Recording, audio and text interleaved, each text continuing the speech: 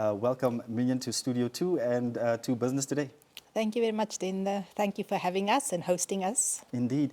Let's just begin with some context as to the report. Maybe just talk to us about the report that Old Mutual launched and what it entails and what it actually was looking at. Yeah, so basically it's our financial services monitor. We run the report yearly where we have interviews, in-person interviews with Namibian individuals, and it's basically looking at the financial type of environment that people operate in. How do they feel about finances? You know, what works for them, what doesn't work for them. So it's really just getting a nice overview of the financial situations of Namibians. All right. And I'm sure this is not the first time that Old Mutual has done this, but maybe just go into what did you find significant this year around? Yeah, you know, so I think we have found some really interesting statistics, some statistics that's really worrying for us that we would not like to see increase in our next survey.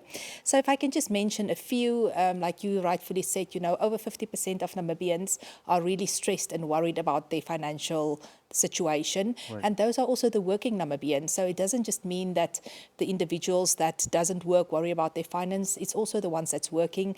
You know, we've seen an upward trend in regards to lending. You know, it's increased by 10%, increase in people taking out credit cards, sitting at 66% from 56% last year. So we have seen quite a significant increase in the amount of strain and stress people are under financially. All right. You mentioned financial stress and that financial stress is the new normal. Just maybe speak to us about the different kinds of financial stress. Take us through some of what people are facing. And yes. Yeah.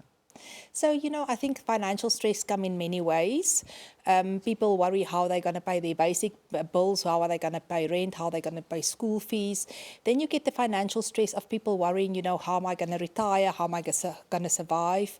Around 6 out of 10 people within Namibia sits in the sandwich generation, meaning that they are supporting their kids and they are supporting either, you know, parents or other adults. So there's enormous stress on, you know, how am I going to save for my future and how am I going to save for retirement.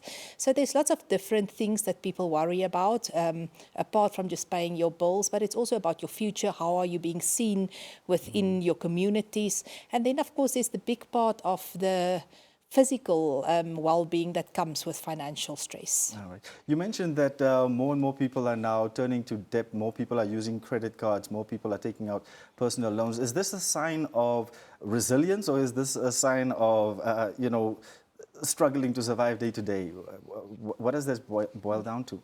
You know, it is definitely struggling to survive day to day. We find that people are now starting to use credit cards to buy groceries, to pay basic necessities, and therefore also the increase in people owning credit cards, the amount of spend on credit cards. We see increases in basic lending at stores, you know, having to buy furniture, having to buy some necessities for your house. Right. So it's definitely not a good sign that the increase is so much on the lending and the loans. We have also seen an 8% increase in personal loans. So meaning that people are in need of money, you know, and they are using that money, a lot of them, to support the day-to-day needs that they have.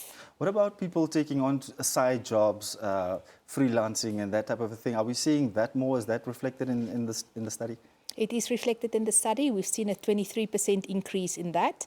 So I think, you know, I try to see that in both ways. The one way of people trying to survive, you know, and they are trying to earn an extra income. But then also that's where the innovation comes from. That's where the drive comes from to also build our economy. So I think that's also a good sign that people are polyjobbing or they are starting type of side hustles to earn some extra income. Right. Now, when you mentioned credit cards and what people are basically using credit cards for nowadays, I think when you listen to the gurus tell you how to be using it and pay off the credit card every month, it's obviously not the ideal situation. Is there some kind of training that's happening? Is there training needed? What's your just your idea around Namibians' sophistication around understanding money issues and getting themselves out of the debt trap? Yes. So I think financial education is extremely important. I don't think we give enough financial education, even at school level, to just teach kids the basics around how to deal with finances.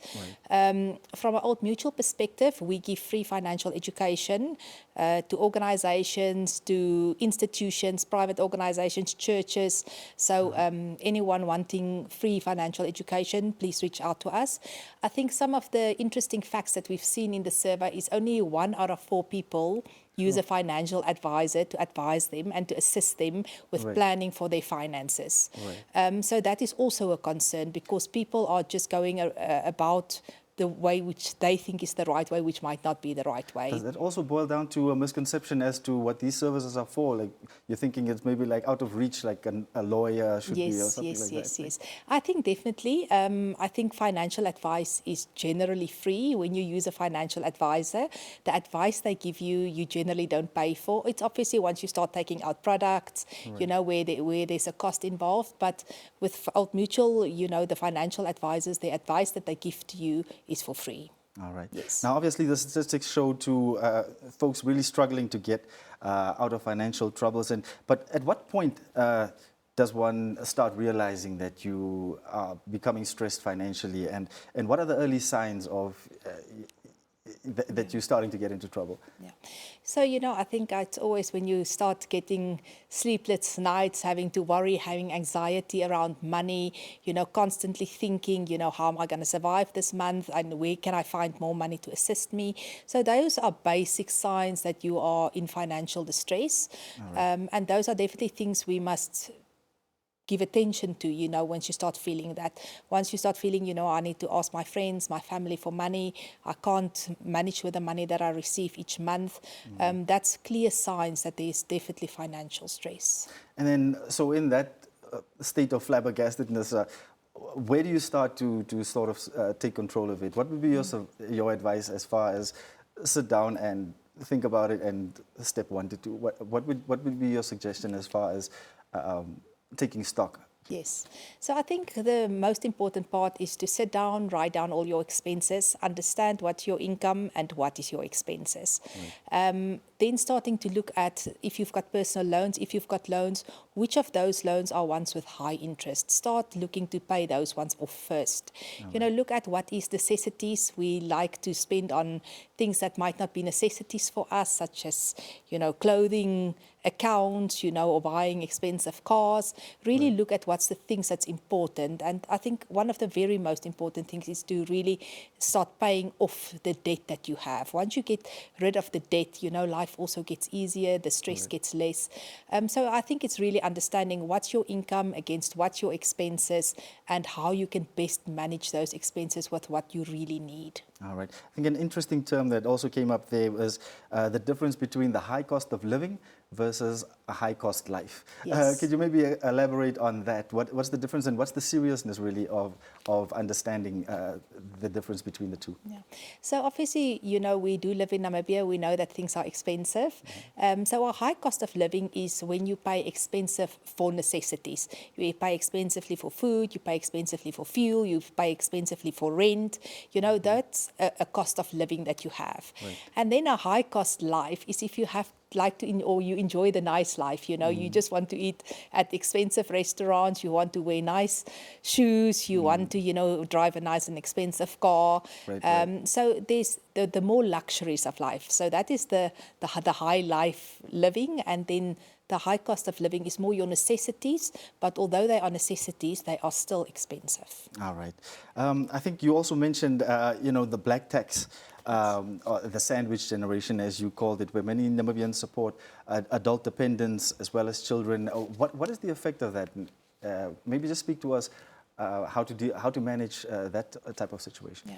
So we have picked up in the survey, it's a massive concern for working individuals. 6 out of 10 people actually do support children and adults, whether that is now through black tax, whether it's supporting your parents, and that puts a lot of strain. It makes it very difficult for those individuals which are currently working to also plan for the future. So, you know, it's like a rolling wheel. They can't plan for the future, they can't plan for retirement because currently they spend so much on supporting others. And then eventually, once they retire, you know, they need to get supported by their kids again. So it's something that we really need to try and manage, and that we as working individuals currently need to see how we can best plan for our retirement, taking into consideration that, you know, we are in the sandwich generation where we are expected to support our children and other adults that might not be able to look after themselves. But yeah, it's definitely a very, very challenging and stressful type of circumstance to be in. All right, but then you do share a bit of hope there, and you say that, you know, financial stress, it does not have to be a permanent thing. Where does it start again?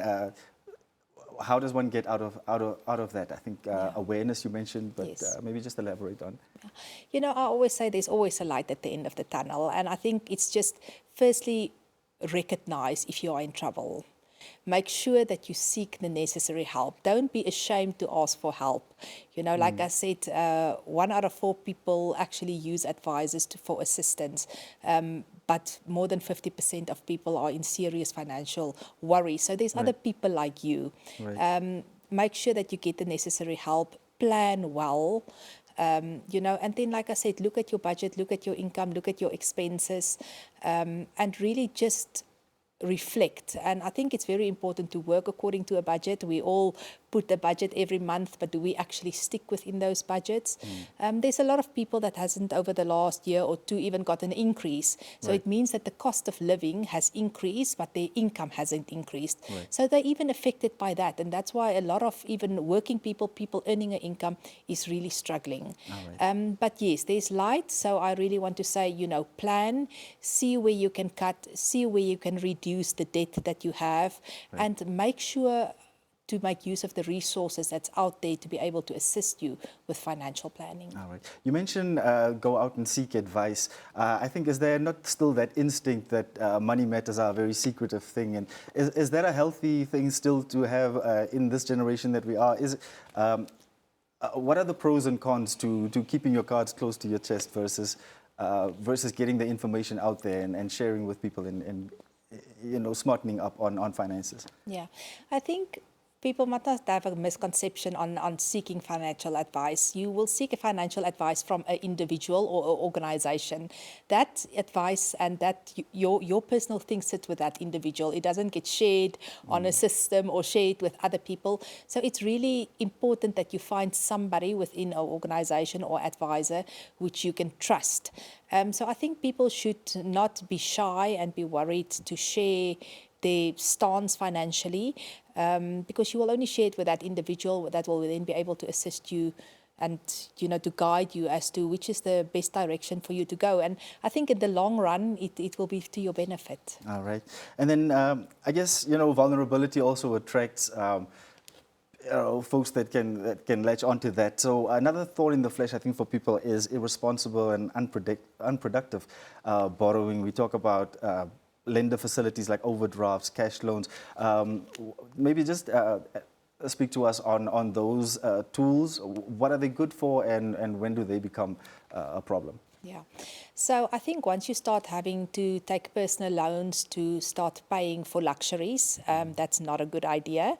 If you want to buy luxuries, try and buy it cash. If you cannot buy it cash, maybe to reconsider whether it's something that you really need. Don't go into debt for luxuries. Right. You know, sometimes it's necessary for us to take a personal loan or to get an overdraft within a specific period where something happened. Maybe we had an emergency, a medical emergency, maybe something for the kids for school. You know, those are normal things that, you know, if you have to take a personal loan or overdraft for that, you know, it's justifiable. But definitely not to do lending to live a luxurious life.